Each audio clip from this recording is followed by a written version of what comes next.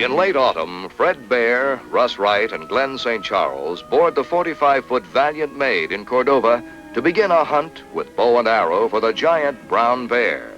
The skipper is Ed Bilderback, veteran resident and guide of southeastern Alaska.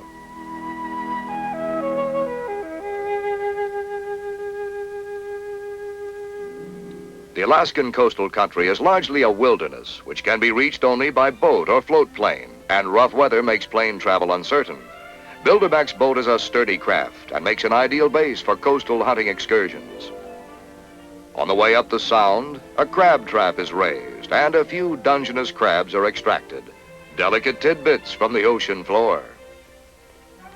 In between sessions of admiring the ever-changing scenery, the hunters take time to look over their tackle and get all items of gear in readiness. While riding at anchor, plastic discs are tossed overboard and peppered with blunt-tipped practice arrows. They float well, and the growing collection of colored feathers bobbing in the dark water begins to resemble a flock of tiny waterfowl.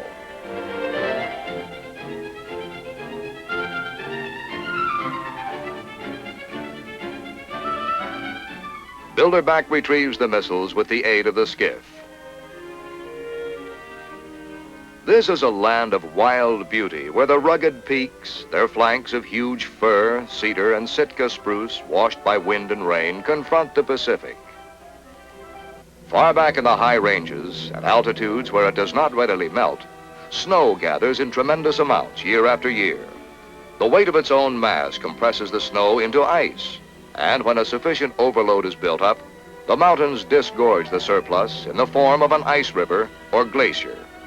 These glaciers pour down the valleys, joining one another, carving off and carrying with them great amounts of soil and rock, advancing relentlessly to the lower elevations. Most of them move only an inch or two a day, but some have been known to move as much as 30 feet in 24 hours.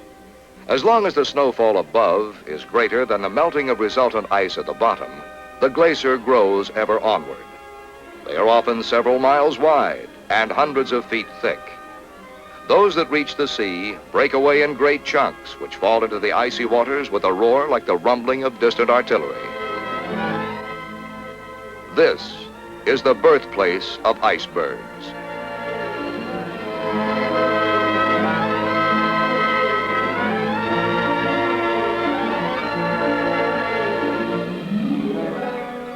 Alaska is the last great game frontier of the continent. Its southern coast and large offshore islands are the finest bear country in the world. For the most part, the coast is uninhabited, save for the many varieties of land and sea animals, large and small, including hosts of ducks, geese, and other wildfowl. The party takes time out to stalk Canadian honkers in a quiet, sedge-filled estuary, and return to the Valiant Maid with enough geese for a tasty feast.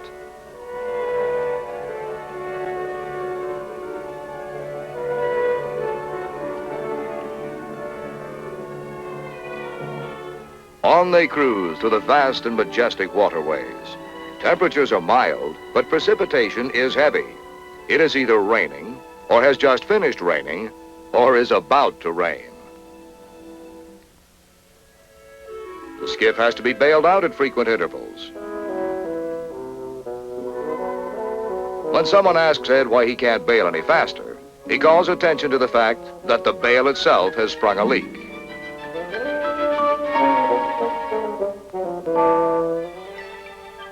Once the small boat is again buoyant, the hunters climb aboard for a bear scouting expedition. After a few priming pulls, the outboard springs into life, and off they go across the calm blue-gray surface of the fjord. Bilderback travels at one pace only, and that's full speed ahead. The roar of the motor echoing across the waters sounds unduly loud in the solitude. They are entering the domain of the Alaskan brown bear, or Kodiak, as it is often called. Whichever name is used, the species of bear is the same. Good binoculars are of utmost importance for scanning the vast reaches of wild shoreline and rugged hillsides.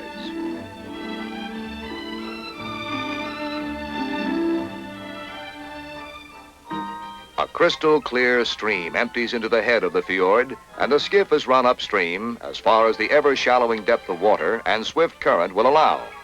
At this time of year, these coastal streams contain literally millions of red sockeye salmon migrating upstream to the gravelly spawning beds. This is also brown bear territory, for during the salmon runs, they set up business along the streams and fatten up on the big silver and red fish. Walking quietly up the grassy tidal flat, Fred Bear soon sees a bear ahead of him and proceeds to stalk within range. This, for a bowman, means 50 yards or less. The uneven terrain and wind in the hunter's face makes the approach possible.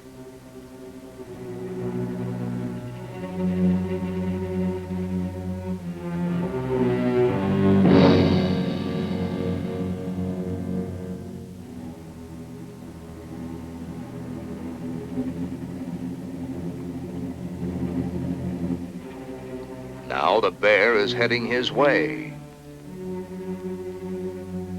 Very suddenly his chance comes, and the shot is made. The bear travels only as far as the nearest alder thicket before collapsing. The brownie is dragged out of the brush into the open and happily inspected before being taken back to the skiff. Many of these brown bear this late in the year have skins marred somewhat by being brush rubbed in the alder thickets all summer. But this bear's pelt seems to be in prime condition.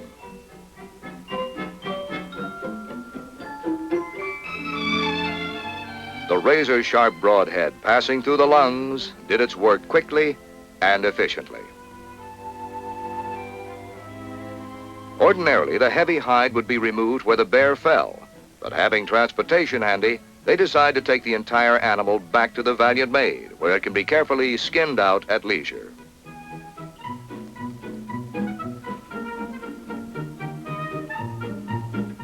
Time has run out for the hunters, and they must soon leave these lovely surroundings. Although Bear is happy over his success, he had hoped to bag an even bigger Kodiak, one of the real monsters that inhabit this land. And so, as the ship heads for her home port, plans are made with Bilderback for another hunt the following spring. So it is in April. The hunters are once more aboard the good ship Valiant Maid, cruising north along the coast toward the Alaskan Peninsula.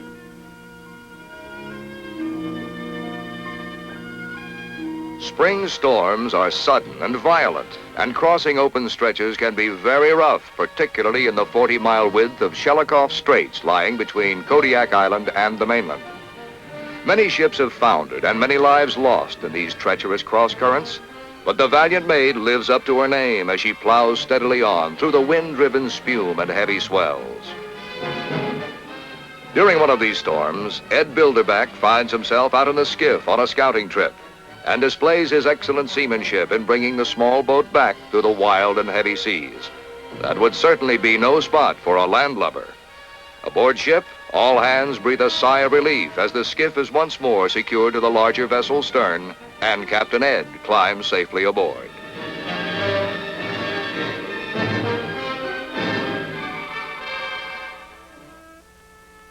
During calmer stretches, the men work on their gear, catch up on sleep, and play cribbage.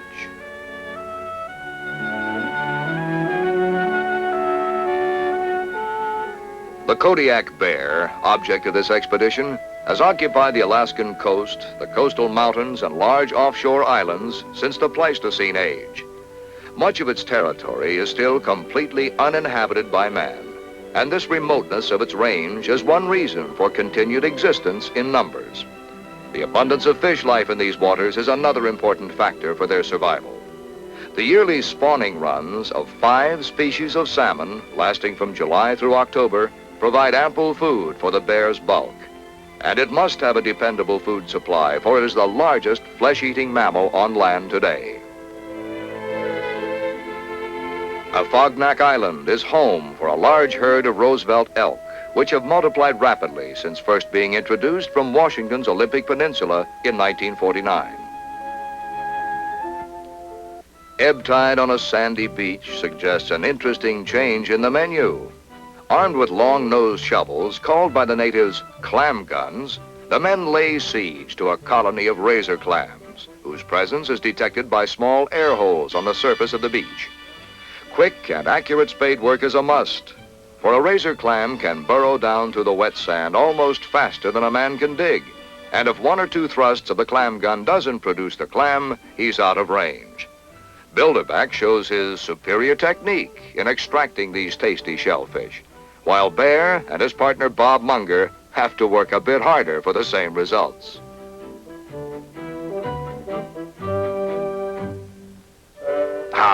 Thinks Munger, nothing to it once you get the knack.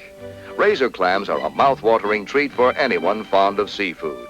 Because they're abundant, easy to prepare, and nourishing, these mollusks have saved many shipwrecked or lost men from starvation. Northwest Coast settlers have a saying that when the tide is out, the table is set. The clam progresses by taking in sand and water at one end and expelling it out the other, a primitive type of jet propulsion. Yet another epicure's delight is present in these cold northern waters. A bright orange float marks the position of a crab pot some 50 fathoms down. The long line from float to trap is carefully winched up, and soon some colorful specimens of giant Alaskan king crab are removed.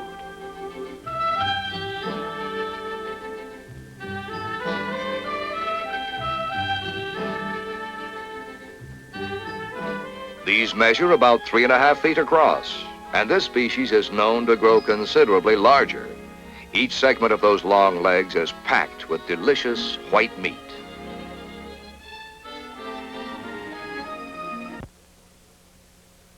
The boat is now anchored in a bay along the Alaskan Peninsula, and the hunters board the skiff for a bear scouting expedition ashore. Approaching the rocky beach, they disturb a red fox and a crow, who evidently have been haggling over some tidbit cast up by the tide. The fox is reluctant to move off. Perhaps these are the first humans it has ever seen. Its innate caution overcomes its curiosity, and it is soon lost to view among the rocky recesses.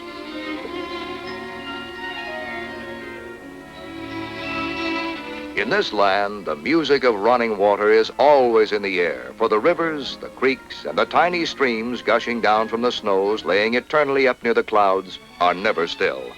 1,000 peaks on which they are born have not yet been marked by the footprints of man.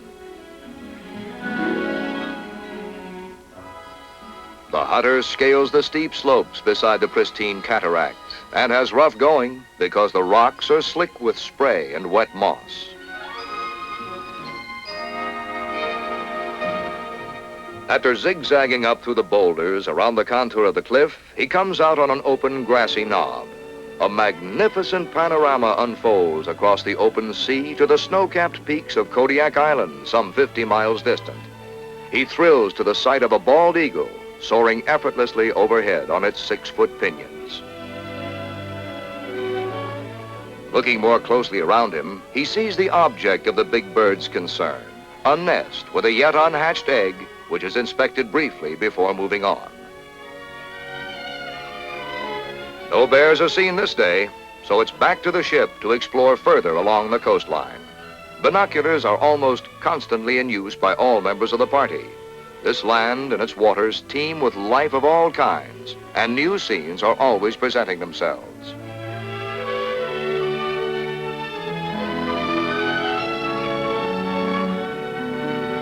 A large flock of whale birds is seen chasing a school of small fish across the surface of the sea. Natives will tell you that where there are whale birds, there are bound to be whales not far away. In this case, at least, it proves to be true, as a pair of large finback whales are seen surfacing in the distance. Finbacks can be identified by the curved dorsal fin.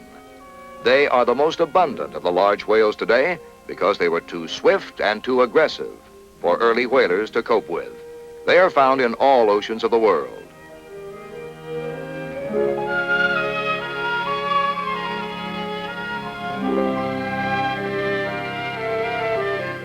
Soon after, a sea otter is encountered. This engaging animal, once slaughtered by the millions for its fabulously rich fur, is now fully protected. A big sea lion has just caught a salmon. When the boat gets too close, the old man of the sea zooms off like a torpedo just under the surface.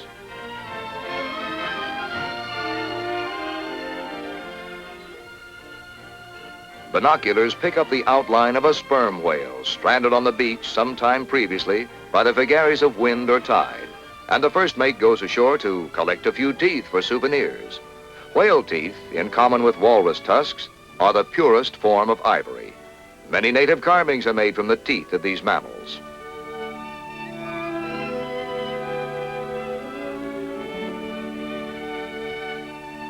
The skipper craves action in the form of target practice with his M1 carbine, and one of the party tosses up bottles to shoot in the air.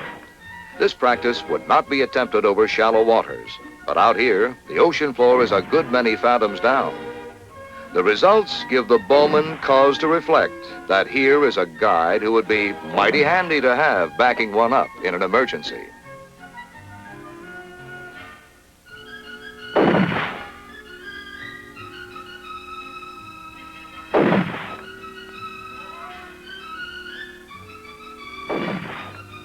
Seven hits without a single miss. Excellent shooting. Rounding a rocky headland, the ship closes in on a band of sea lions sunning themselves on the wave and spray-washed cliffs, shelving up from the surging waters. The alarmed beasts come humping and bumping down over the rocks and plunge heavily into the surf.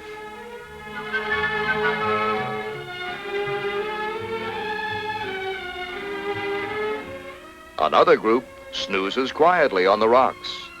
The male sea lions measure more than 10 feet in length and may weigh 1,000 pounds. The females are smaller. While graceful in the sea, their progress on land is awkward. A boat doesn't progress very well on land either, and it is quite a job pushing the skiff off the beach, grounded by receding tide while they were watching the sea lions. The tides along the Alaskan coast are some of the largest known, the ocean rising and falling as much as 20 feet during a day. Beds of slippery kelp make the task even more difficult.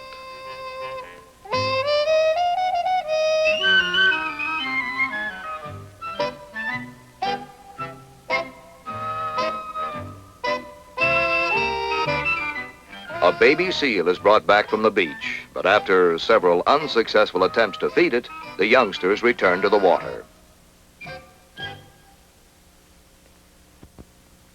Another day, Bilderback and Bob Munger go ashore and move into a thick grove of spruce trees where Captain Ed sets up a clamor by imitating a young crow in distress.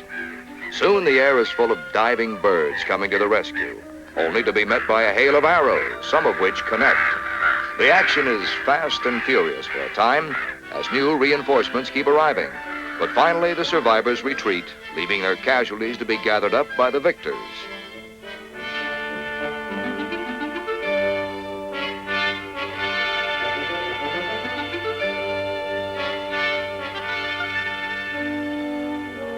Afterwards, when Bilderback was asked why he shook the branches while calling, he replied, "So the crows will know where I am." Back on the Valiant Maid, the constant lookout for game continues.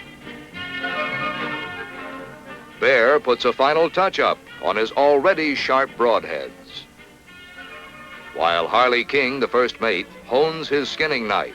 It looks as if they really mean business. And well they might, for on the next reconnaissance, a fresh set of hat-sized bear tracks are found indented in the black volcanic sands. Bear limbers up by shooting a couple of blunt-tipped practice arrows into the end of a driftwood log.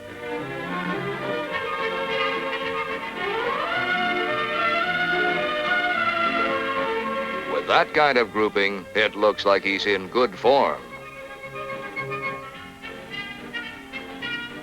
Once on the hilltop above the beach, they slowly sweep the vista below with binoculars. Suddenly, on the beach across the bay, a bear is seen. Even this far away, the field glasses confirm that he is a big one.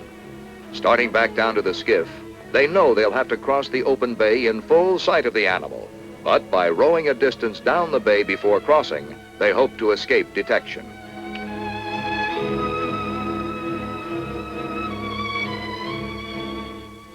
The Kodiak bear is as at home on the flat, rocky beaches as he is in the alder swamps, in the salmon stream thickets, and in the forested mountain slopes to and above timberline. He's a great wanderer, and an individual bear's range may extend for a radius of 10 miles. His diet is omnivorous, including berries, grass, salmon, ground squirrels, skunk cabbage, birds' eggs, shellfish, and sand fleas. Fondness for the latter is his reason for wandering the beaches at low tide, when he can sort the goodies out of the rocks and kelp. It may also be his nemesis, if the hunters can gain the shore unseen.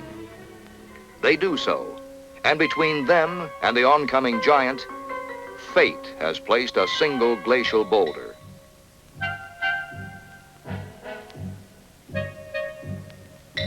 Now, on this lonely stretch of beach, like the coming true of a forgotten dream, the bowman is about to meet his test. And here it comes.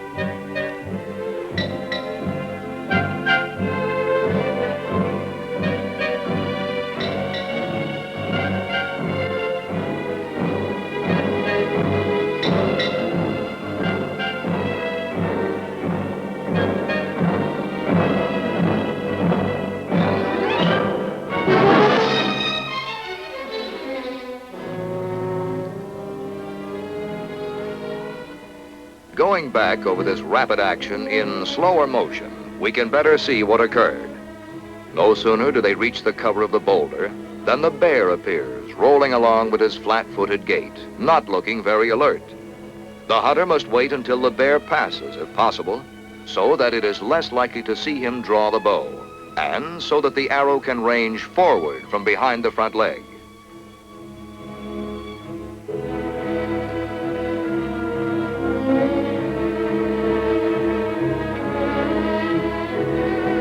It takes a step or two actually toward them, looks right at them, but with a bear's notoriously poor eyesight for motionless objects, can't make them out. It turns to continue on its original path. It is 20 feet from the hunters. The bowman draws his 65-pound Kodiak model bow as the Kodiak bear swings back. The shaft is released and on its way to the target.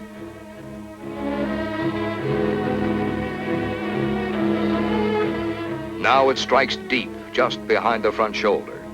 As the bear starts off with an initial lunge, it's obvious from its open mouth that it is in trouble.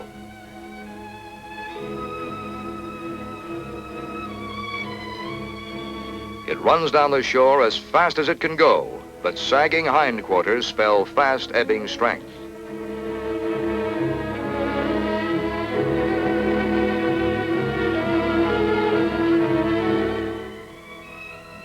Actually, hunter and guide see the bear fall after running less than 100 yards and hurry back over the rocks toward it. The Kodiak fell just as it tried to enter the cover of the alders. A single arrow killed it, and in less than 15 seconds.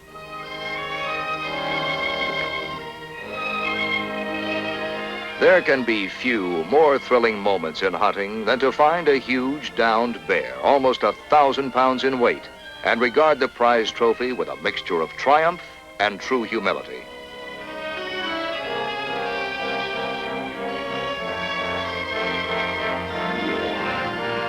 It takes almost an hour to remove the heavily furred hide and head.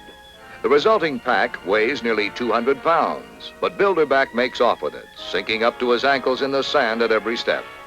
The early spring pelage is long-haired and in beautiful condition. This one is what might be termed a typical color for a Kodiak bear, although individuals may range from almost black to golden or light cream in color. Fortunately, it's but a short distance to the beached skiff, and once there, Bob Munger helps to load it aboard. The mounted trophy will serve to remind these hunters of that moment on the edge of the wilderness when time stood still and bow hunter faced giant bear across 20 feet of space.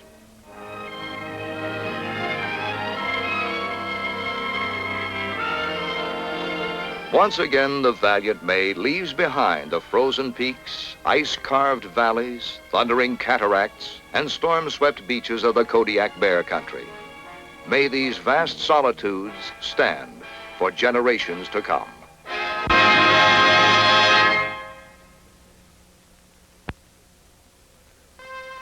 The Fredbear World of Adventure series is brought to you by the Fredbear Sports Club, whose members pledge to protect the outdoor ecology and support proper wildlife management of the woods, fields, and waters of this great land, who further pledge to uphold the state fish and game laws by which they are bound and to work for the preservation of our natural resources and the honest fulfillment of the restrictions under which they compete in all outdoor sports.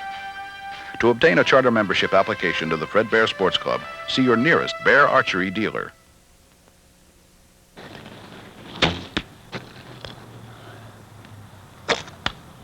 Well, that's pretty good. You get the arrows. We're going to work on that bow hand when you get back. Okay. I'm Fred Bear. Archery has always been my sport. It's fun and recreation for the entire family. Why don't you try it sometime? And be sure to be with me next week for my next story in my world of adventure. Yeah, all right. Now, the hand doesn't leave your face. Not like that, see? Stays right up there. Let's try it. No, that hand came out. Oh, boy. Hold it tight against your face. Sure.